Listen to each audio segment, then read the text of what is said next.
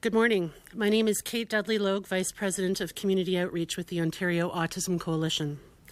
We are joined here today by MPP Chandra Pasma, Education Critic for the NDP, David Lepofsky, Chair of the Accessibility for Ontarians with the Disabilities Act Alliance, and Laura Walton, President of the Ontario Federation of Labour. The Ontario Autism Coalition conducted a survey last summer asking families of students with special education needs about their children's experiences at school during the 2023-2024 school year. We asked key questions about safety, placements, academic support, exclusions, and individual education plans. The findings reveal significant gaps in resources, policies, and funding that highlight a special education system under significant strain. For years, the Coalition has been attempting to shine a light on these issues. We've met with politicians, policymakers, and other advocacy groups, all in an attempt to bring about positive change so that students with disabilities can access a meaningful, safe, and fulsome education. Our efforts have been repeatedly disregarded or met with promises to investigate, with no further action taken while we continue to watch conditions for both students and educators deteriorate. The full report is available on our website, but I'd like to briefly highlight some of the most alarming data we've collected. On the issue of student safety, 50% of parents indicated that they usually or always worry that about their children's safety when they are at school. The most reported safety concerns were bullying, elopement, and violence. Although these numbers are shocking, they did not surprise us. The OAC has been saying for years that it was only a matter of time before a child would be seriously injured or die while at school.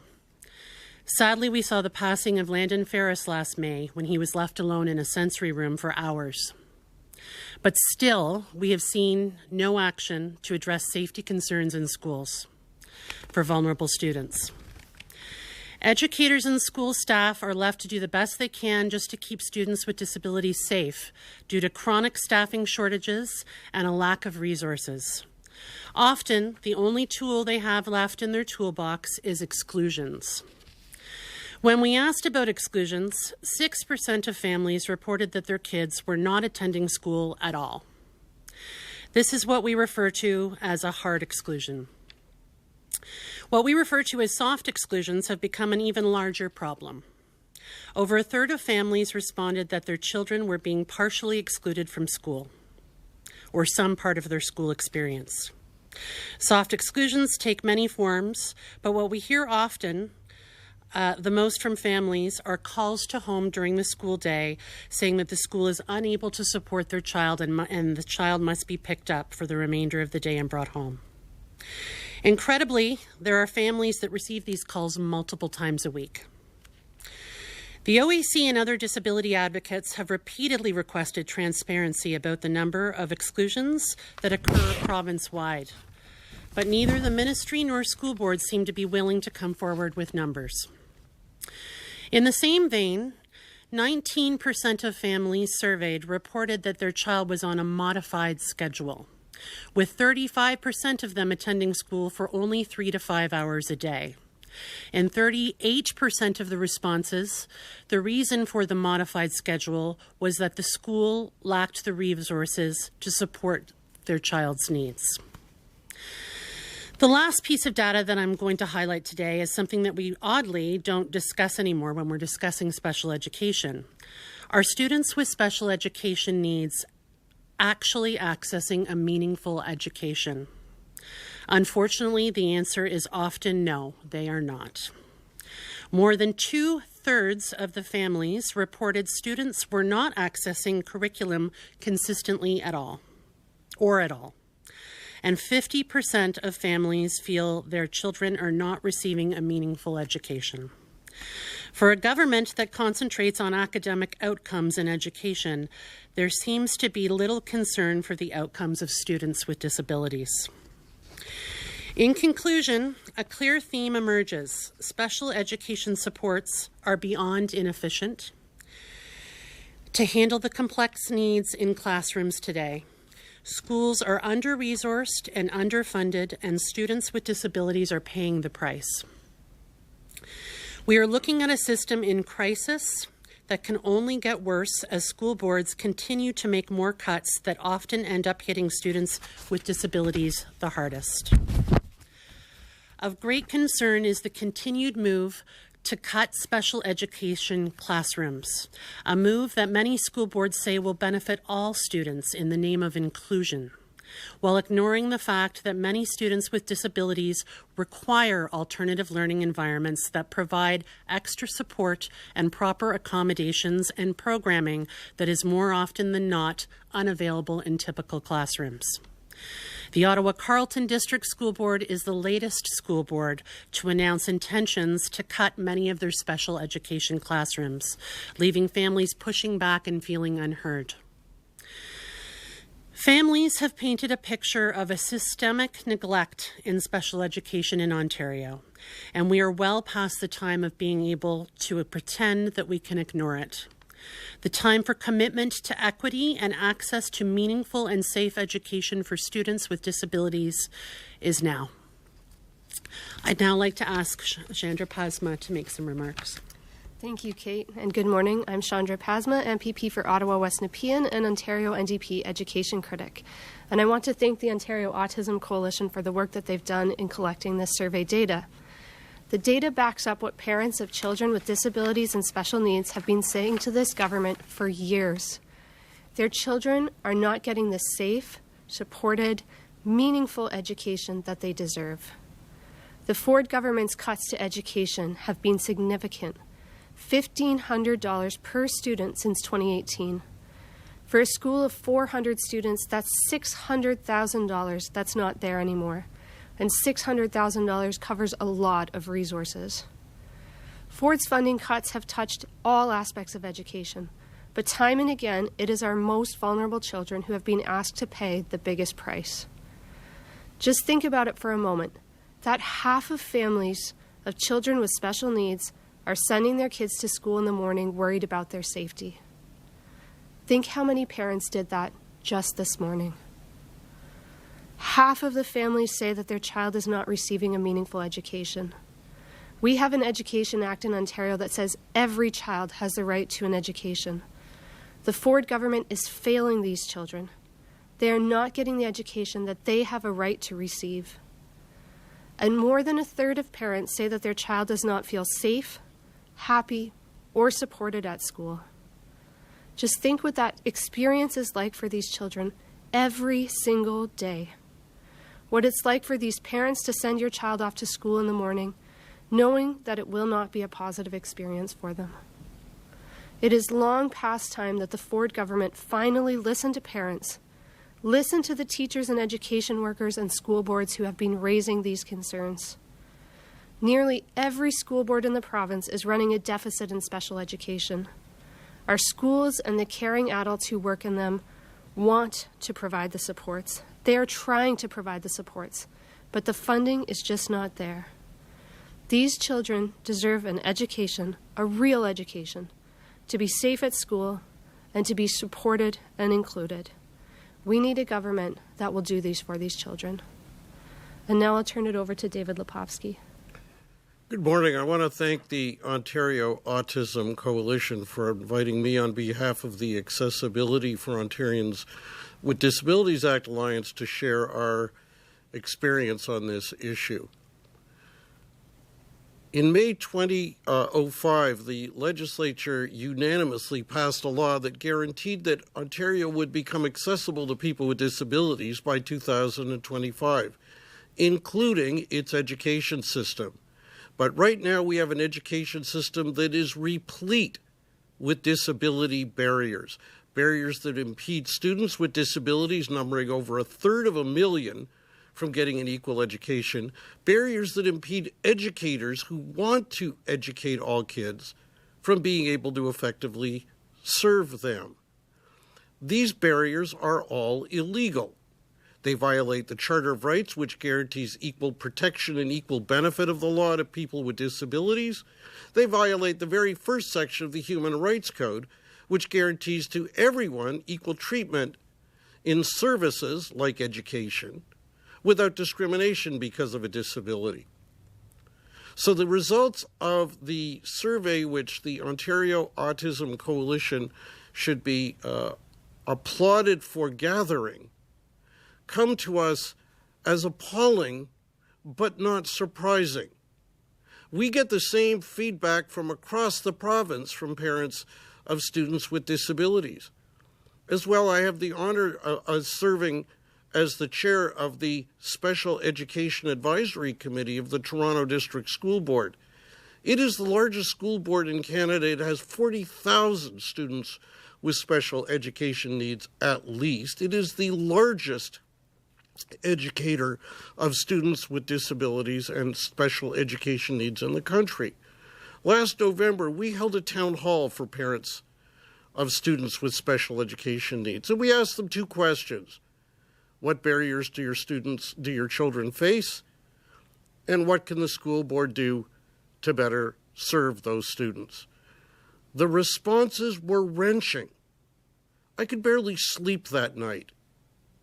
The stories we heard, parents barely holding back their tears and apologizing to us for the fact that they were on the verge of tears, recognizing that educators were trying their best, but saying over and over that their child's disability-related needs were not effectively being met. Now, is this the case for every student in Ontario with a disability? Of course not. But is it the case for too many of them? And the answer is, of course. Well, what do we do about it? One of the solutions, of course, is that we need more provincial funding. It is the province that funds education services. And those of us, either as parents or as advocates, have been finding ourselves, not for years but for decades, caught in an ugly verbal tennis match between school boards that say the province doesn't give them enough and the government of Ontario that says they're giving them more than ever.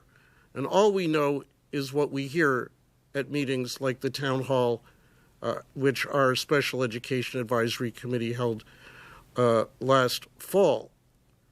But guess what? It's not all about money alone. You see, the problem is, as the school board system and the education system is now being run, the province is leaving it to every single school board, all 72 of them, to decide how much, if anything, they will do to remove the physical barriers, the technology barriers, the curriculum barriers, the attitude barriers that face students with disabilities and their families in their school boards. And to reinvent the wheel, how much to do and how to do it. That is a formula for failure, a formula for making it harder to do it, harder to get it right, and the losers are the kids and their families. Well, the Accessibility for Ontarians with Disabilities Act 20 years ago provided a solution.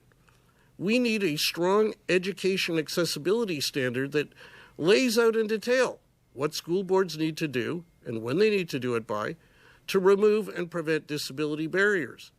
We were promised this in December of 2016, and 9 years later, we still don't have one. The government appointed an expert advisory committee called the Kindergarten to Grade 12 Standards Development Committee in 2018, first under the Wynne government, continued under the Ford government. And it rendered a report. I had the privilege of serving on that committee, on equal representation from the disability community and the education community. We put our heads together and formed a consensus report with a complete roadmap of how to go from an education system full of barriers that treats kids with disabilities as second-class citizens to an education system that is barrier-free and includes all. And it's a cost-sensitive, responsible report.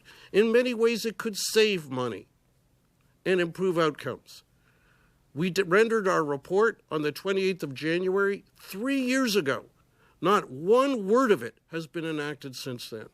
So what's the solution?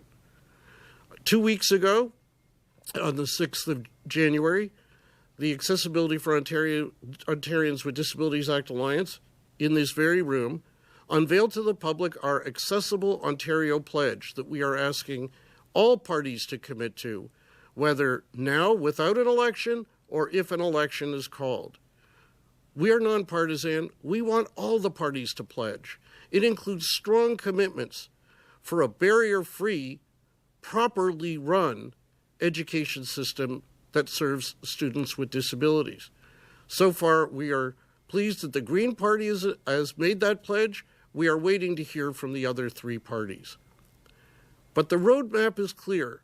Yes, it needs more resources, but even with the money that the school boards now get, there is so much more that could be done for students with disabilities. If only the schools where they studied were barrier-free rather than full of disability barriers. Now it's over to Laura. Thank you, David. And thank you to Kate and the entire Ontario Autism Coalition for inviting me here today. And it's a partnership that I have enjoyed for many years, working alongside you as we continue to fight. And as I mentioned, and was mentioned before, I am the president of the Ontario Federation of Labour, which represents 1 million workers and 54 unions, including the education unions that are proudly serving our students here in Ontario. But today I want to talk to you as an educational assistant and as a mom. I'm joining you here today following a really good summit by OSSTF yesterday around safe schools. And what shocked me the most as I was reviewing my notes is that the data, whether it's coming from an education worker, teacher perspective, from a parent perspective, from the disability community perspective, the data is the same over and over and over. We are failing our students in Ontario. And I am confident that the response and the rebuttal that we are going to get today from the Ford government is that they are doing unprecedented investments. And I'm simply going to say that that is not true. Those investments are not keeping up with the current costs of providing an education in Ontario. But more than that, and to David's point, that money is not enveloped in a way that truly supports students, families, and the staff that are providing the supports.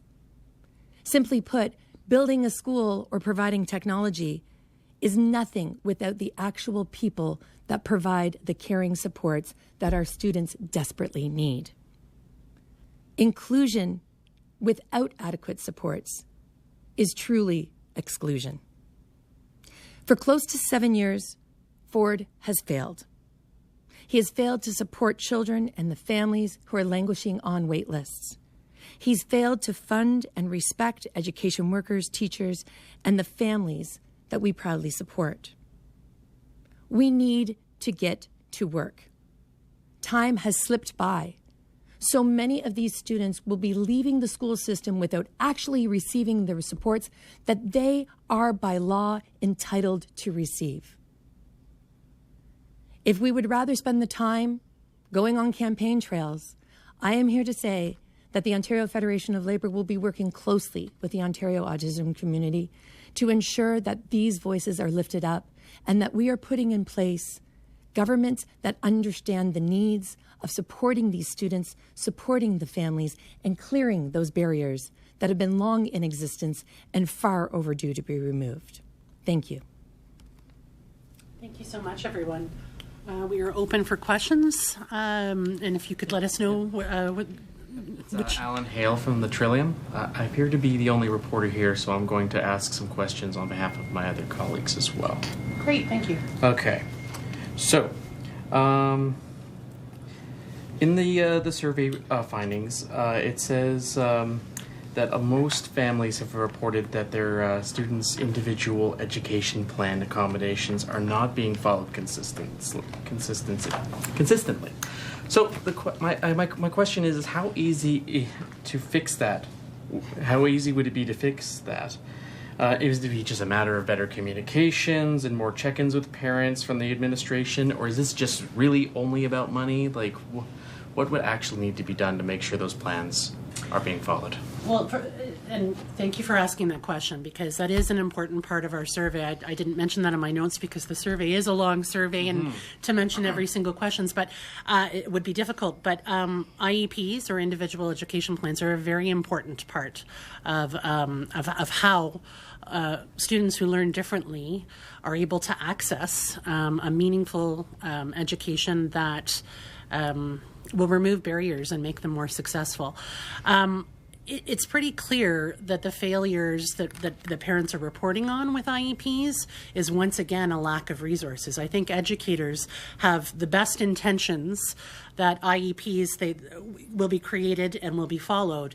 But the reality is, when there's one teacher in the classroom and no EAs, and the teacher has sometimes a dozen kids in their class on IEPs, plus maybe another 20 kids in the class, they're going to have a real struggle to make sure that every item on an IEP is being followed.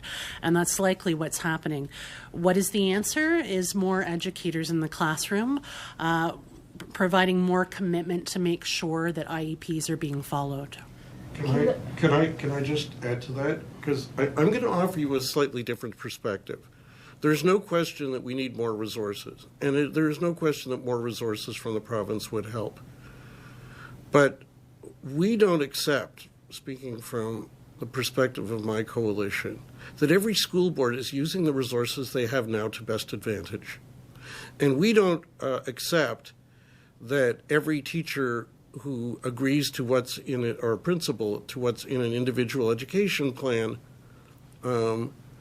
has access within the board's existing resources to what they need.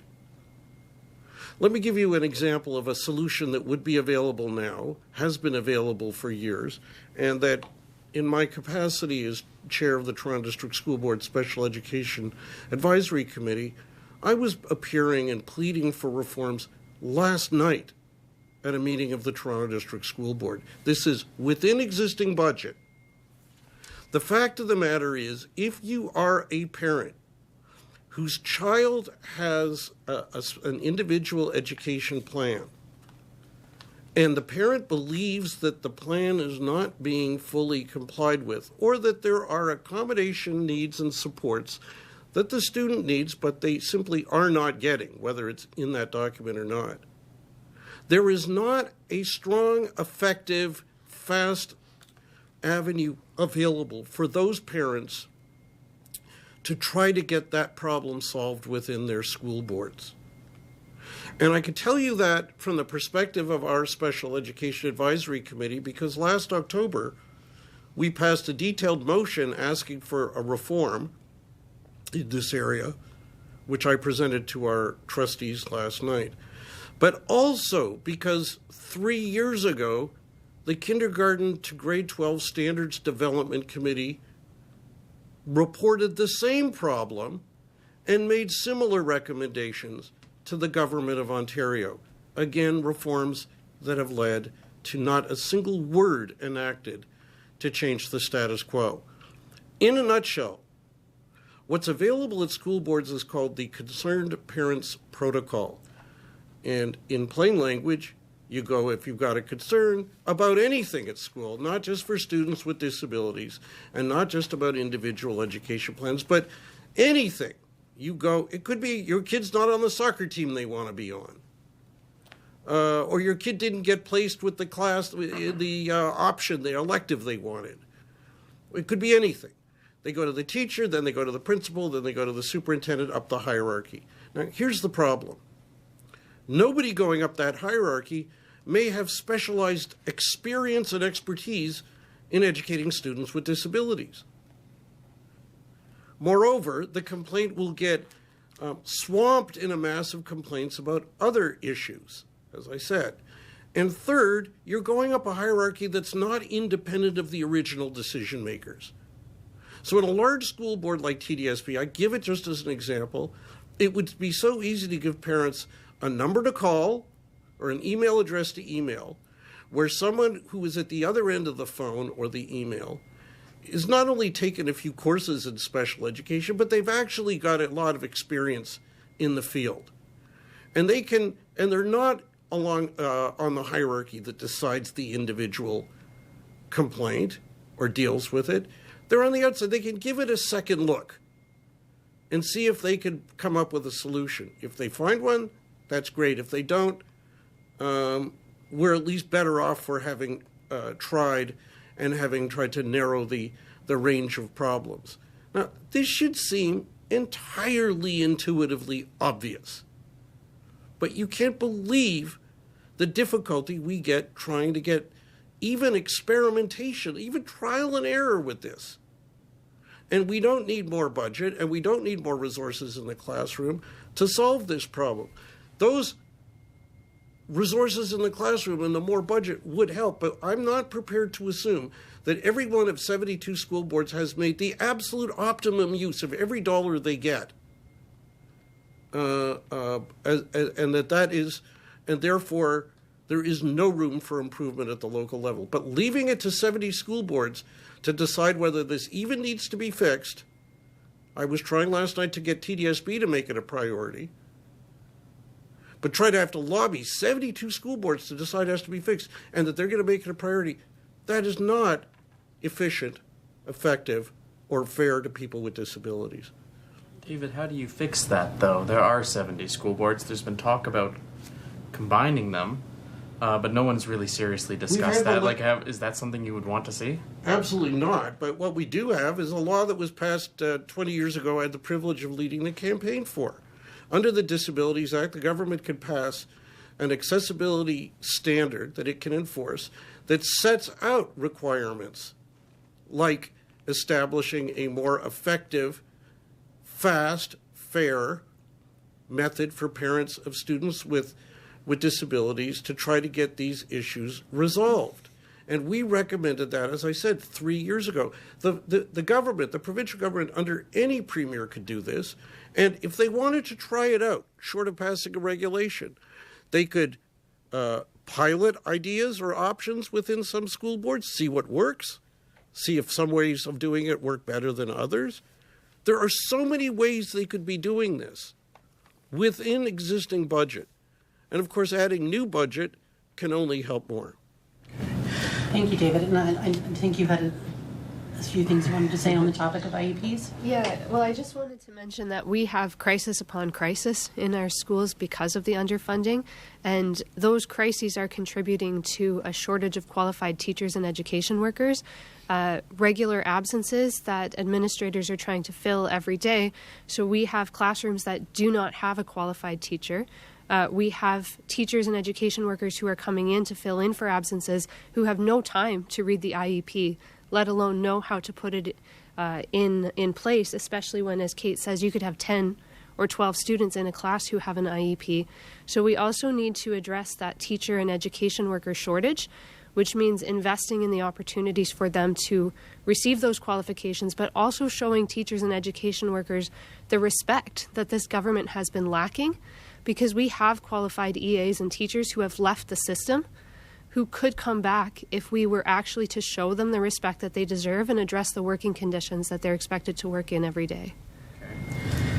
According to the survey, of the students who are on modified schedules, 38% are because the school is lacking the resources to accommodate their needs. And say the government does say that, they'll give the blank check, they'll pay the money that's required to fix that problem. Are the people or the sports actually available to make that change? Where are these? We're talking about people. David was mentioning we need more people with training. Are people with that training really available that we could just, if the money was there and the will was there, we could just ask, yes, we could just find these people? Where? Yes. Where are they? Actually, I can tell you this, okay. and this is my lived experience. It's not about a blank check. That is actually the problem that is happening with our funding formula. Our funding formula currently is based on bums and seats and not on needs. We need to really address that. But the other thing is it's not about a blank check that school boards, 72 individual school boards, can use at will. There needs to be fencing around the funding that is coming, that it means that it's going to the actual needs that it needs to serve. Those supports are available. I was at, a Safe Schools Summit just Yesterday, I was, last week at a premiere of Ford High. 40,000 qualified teachers in Ontario are currently not working. And that is because we have created a system that is the working conditions are not bearable. And if you think 40,000 teachers is bad, the number is greater when we talk about educational assistants, when we talk about early childhood educators. What we are finding is that boards are saying just anybody with 2 feet and a heartbeat can come in and do this. Not anyone with 2 feet and a heartbeat can do the work and provide these services that these students need. And it's compounded because it has been ongoing for years and years and years that we have just, picked away. And there's a breaking point that anyone would reach. Quite frankly, when I left as an EA, I was literally timing on my phone every 15 minutes so that I knew that I needed to leave and go and help the next student that I was assigned to. When I started as an EA, I was working with maybe 2 or 3 students a day. When I left as an EA, I was working with 15 to 20. It is not feasible for us to provide the supports. And in my heart, I knew as I was leaving one student, I was leaving them to their own devices. That's the reality of our schools today. It's not about a blank check. It's about providing the services and the supports and the resources where they are needed. Fair doesn't mean that everyone gets everything the same. It means that we give what we need to the people who need it in order for them to be successful. And that is something that we have not seen in the province of Ontario in at least 7 years, going back even further. It must be addressed. Yeah, if I could add to that, absolutely, Laura. I think what we see in this report, and what we honestly believe, and I think maybe all of us here would agree, there are funding issues, but there's also commitment issues by this government. The government knows and has been told repeatedly that they're failing students with special needs. And they don't seem willing to even try to acknowledge it or come to the table to discuss how they're going to fix it. And it's a serious problem. Let me offer you 2 very precise examples of where provincial action could make a big difference. And we're not talking about substantial amounts of money. Number 1, I know I keep talking about organizations I'm involved with. I'm going to tell you about a third one. I'm the parent of a child with vision loss, and I normally I try to avoid discussing it in public, but I'm on the board of Ontario Parents of Visually Impaired Children. We have been fighting for over 6 years because there's a crisis shortage of teachers of the visually impaired. They're itinerant teachers who go school to school and teach Braille and adaptive tech that we blind folks need for basic literacy, numeracy, and education. There is a crisis shortage, and the training standards for those who are trained in Ontario are substandard for at least half of the country. And I can tell you I've been involved with CNIB and this parents organization I'm on the board of, with the Ministry of Education for upwards of 6 years or longer, at least 6 years, trying to get them to intervene and generate a strategy to get properly trained teachers of the visually impaired. Now, we're talking small numbers because there is a very small number of blind and low vision kids in school in Ontario. This is not a hard one to fix, but we have still seen no action after meeting, after meeting, after apology, after apology. It's not rocket science. Others could do it better. When I go to the States and see what's done in this field, I feel like I've traveled into the future. Let me give you one other very simple solution. This study brings again to light the fact that principals have this arbitrary, unfair, excessive power to just refuse to admit a student to school. And on the face of the legislation, they don't have to set a timeline or even give reasons.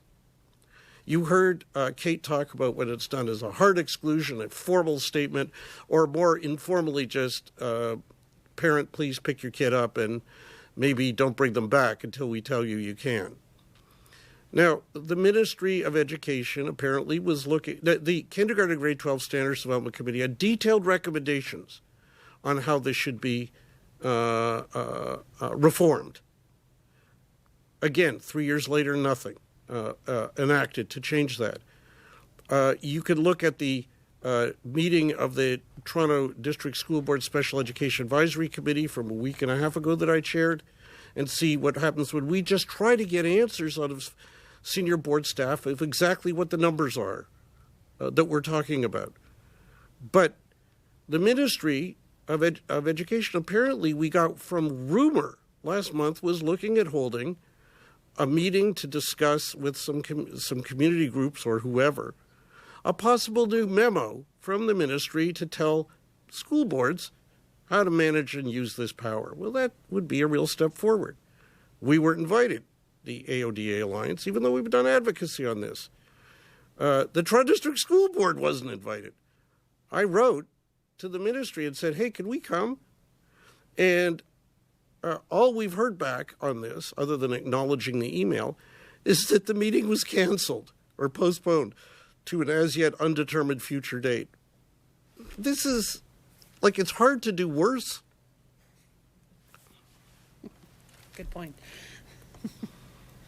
Okay.